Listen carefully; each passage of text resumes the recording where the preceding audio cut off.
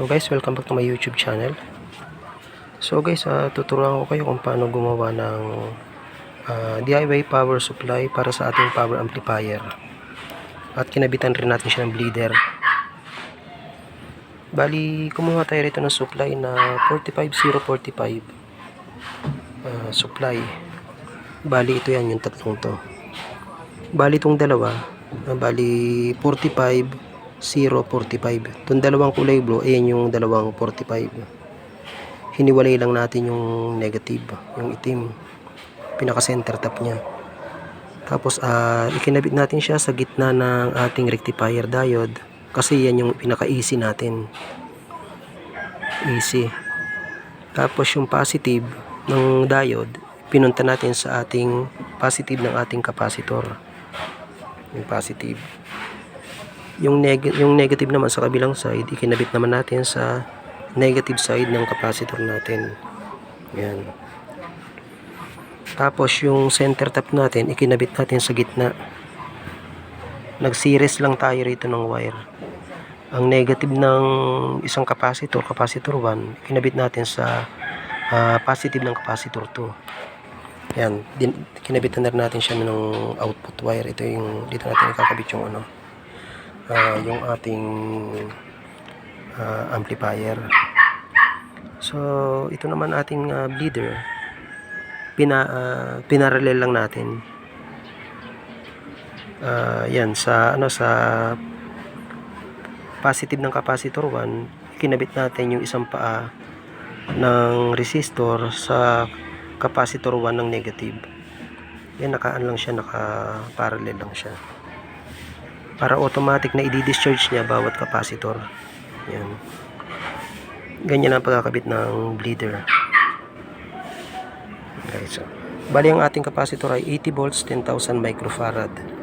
Kaya malakas-lakas makakuryente ito once na magkamali ka.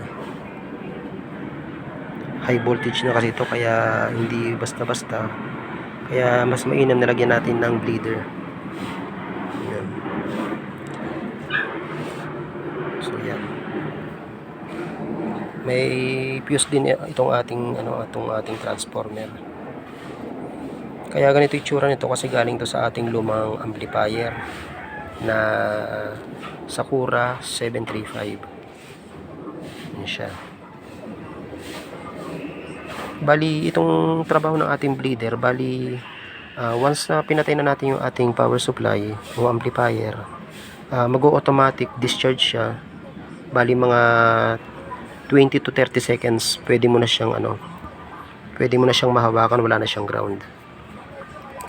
Yan ang kagandahan na may bleeder, hindi tayo kakabahan na makuryente, kasi malakas din makakuryente itong ating ganitong klase ng ng power supply. High voltage kasi siya.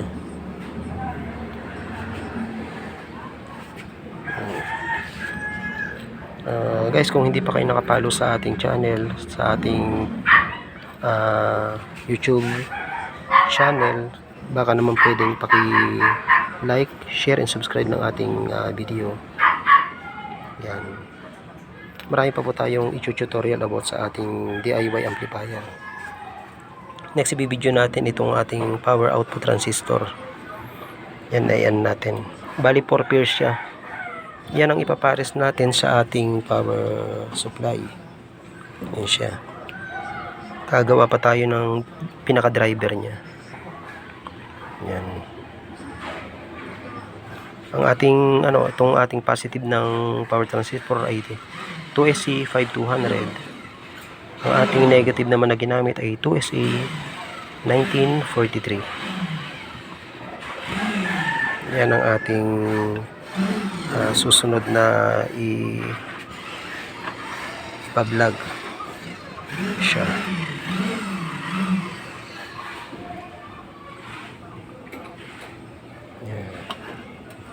Okay guys, thank you for watching.